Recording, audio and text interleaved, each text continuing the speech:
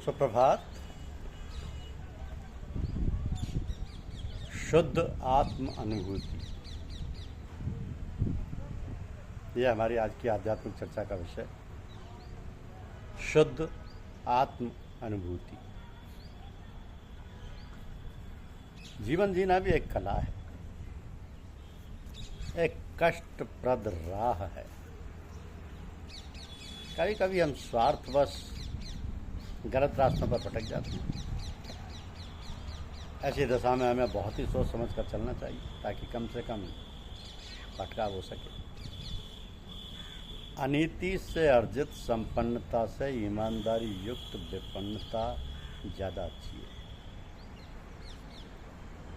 अनीति पर चलने से मन कलुषित हो जाता है। परमार्थ या परस्वार्थ के हित में जीना असली जीवन है। जीना तो है उसी का जिसने ये राज जाना है। काम आदमी का औरों के काम आना। जो औरों के हित मरता है, औरों के हित में जीता है, उसका हर आंसू रामायण, प्रत्येक कर्म ही गीता है।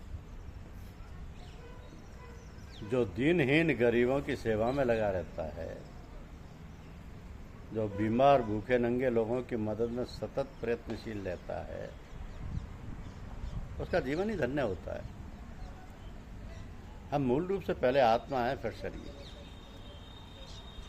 जिस प्रकार अणु बड़ा रूप है और परमाणु छोटा,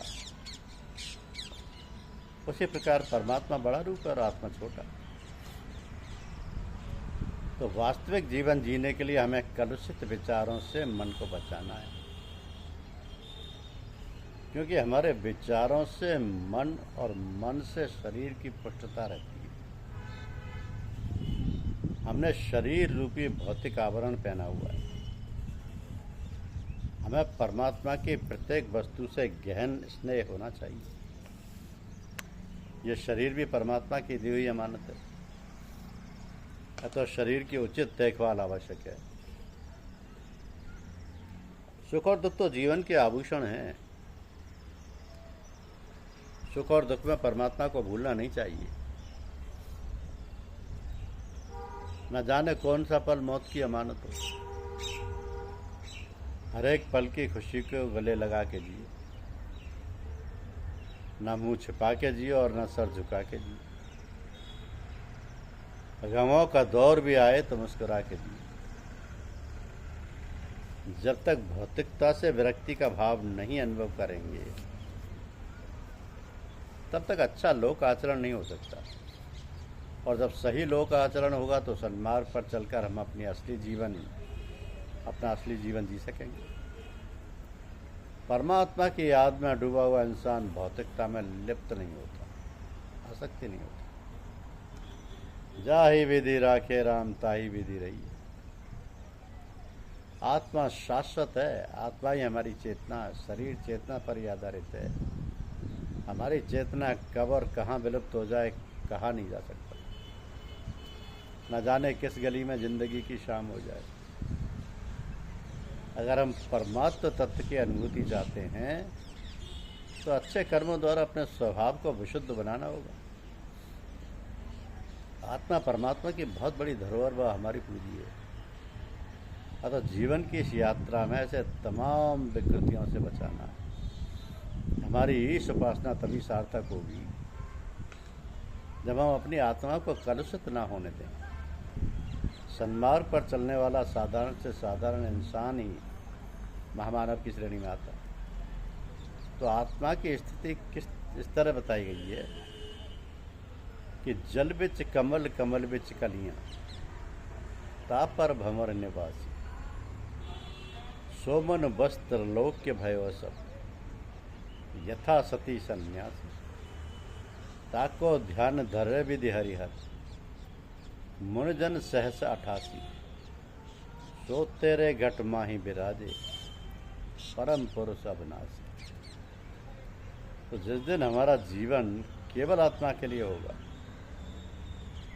उसी दिन हम पूर्णतया प्रभु में हो जाएंगे। पर प्रभु का दैवीय प्रकाश, अलौकिक आध्यात्म धारा हमारे पास होगी। शुद्ध आत्मानुभूति केवल परमार्थ पद से ही प्राप्त हो सकती है। निज स्वार्थ केवल निज सुख की तल्लीनता से भौतिकता का काला से साया पड़ना शुरू हो जाता है। वृक्ष सुमने फल भके, नदी न संचेली, परमार्थ के कारण साधुन धरा शरीर। यदि परमार्थ पथ में शुरू में बड़े कष्ट सहने पड़ते हैं यद्यपि, लेकिन उनकी परवाह किए बिना सहर्ष कष्ट सहते चलने की आदत जिन पथिकों को हो जाती है वे ही मंजिल पर पहुंचकर फूल से महकते हैं। कष्ट पड़े चिंता न करो तुम, ये यूं ही आते जाते हैं। फूल सदा कांटों में खिलते, सेजों पर मुरझा जाते हैं। खिलते फूल देख उपवन में, हम सब तोड़ उन्हें लाते हैं, किंतु फूल फिर भी हंस हंसकर गले का हार बन जाते हैं। हम उन फल वाले वृक्षों को पत्थर से मारा करते हैं, फिर भी वे मीठे फल देकर हम सबकी झोली भरते हैं।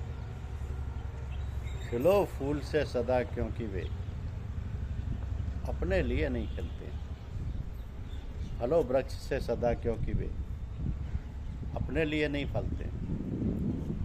तो जीवन का अंतिम चरण ऐसा आता है जब हमारी चेतना विलुप्त होकर अदृश्य सत्ता में मिल जाती है। इस स्थिति को हम मौत कहते हैं, मौत या मृत्यु। तो साधारणतः हम मौत को बहुत खराब मानते हैं, किंतु साधक वर्ग के लोग मौत को सिर्फ एक परिवर्तन मानते हैं। गाफिल वर्णी के शब्दों में मौत का स्वरूप कुछ इस प्रकार है कि मौत है गाफिल मेरी हस्ती के अफसाने का नाम,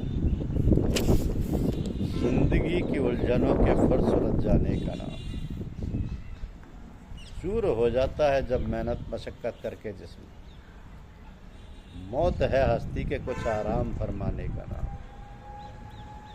लाजमी है नींद कुछ मुद्दत की बेदारी के बाद, मौत है हस्ती के थोड़ी देर सो जाने का नाम। जिंदगी की राह दुनिया में न जब सूझे है कुछ, मौत है फिर जीस्त को एक मोड़ पर लाने का नाम। रहते रहते एक ही महफिल में भर जाता है दिल, मौत है इस रंगे महफिल के बदल जाने का नाम। सुनते सुनते एक ही नगमा सैर हो जाता है दिल, मौत है फिर सादे हस्ती के बदल जाने का नाम। जिंदगी गाफिल रही बेहोश सारी जिंदगी, मौत है फिर जिंदगी को होश आ जाने का नाम। मौत है फिर जिंदगी का होश आ जाने का नाम। तो संसार की हर वस्तु, जीव जंतु, वनस्पति में अच्छाई और बुराई का मिला जुला प्रभाव देखने को मिलता है। पेड़ पौधे सब्जी फल में हम प्रतिदिन अच्छाई और बुराई भी देखते हैं और उसी प्रकार अपने स्वास्थ्य के लिए प्रयोग भी करते हैं। पहाड़ों पर तो एक ही जड़ से दो पौधे विपरीत अवस्था के होते हैं, जिसमें एक पौधे की पत्तियों को छू लेने मात्र से बड़ा कष्ट होता है, जिसको बिच्छू घास कहते हैं, परंतु इसकी पत्तियों से कष्ट का उपचार भी हो जाता है। तो इसी प्रकार मानव जीवन में मन और आत्मा का प्रभाव देखने को मिलता है। जो मनुष्य धर्मानुसार सही आचरण करके जीवन व्यतीत करते हैं उनकी आत्मा शक्तिशाली हो जाती है और आत्मा से परमात्मा तक के रास्ते बन जाते हैं। परंतु इसके विपरीत मन के कहने पर जो मनमानी करके चलते हैं वे मानव से दानव हो जाते हैं। उनकी आत्मा मन के प्रभाव से दब जाती है। भगवान की बड़ी विचित्र सृष्टि है कि अच्छे व्यक्तियों में भी किसी अवगुण का प्रभाव होता है। वहाँ बुरे मनुष्यों में एक अच्छाई भी देखने को मिल जाती है। इसी पर महानुभावों का ये उपदेश देना पड़ता है कि जीवन को सतर्कता पूर्वक जीने का अभ्यास करना चाहिए और एक सूख की तरह जीवन में अच्छाई ही प्राप्त करनी चाहिए। सार सार को गही रखे थोथा दे उड़ाए, सार सार को गही रखे थोथा दे उड़ाए।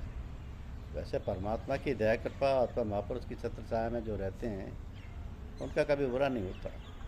सतगुरु सब संभाल लेते। धन्यवाद।